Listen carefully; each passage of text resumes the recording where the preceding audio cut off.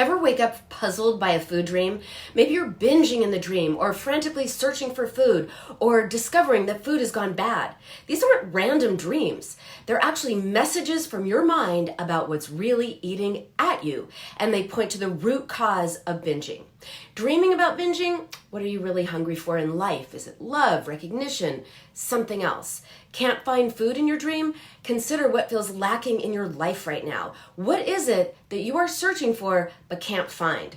Rotten food might symbolize something in your life that's going wrong or has passed its expiration date. Next time you have a food dream, write it down. Consider what it's saying about your waking life. By exploring food dreams, you unlock valuable insights into your unconscious wishes and needs. And not only is that fascinating, it also helps you understand what fuels binge eating so you can begin to make real, substantive, lasting changes.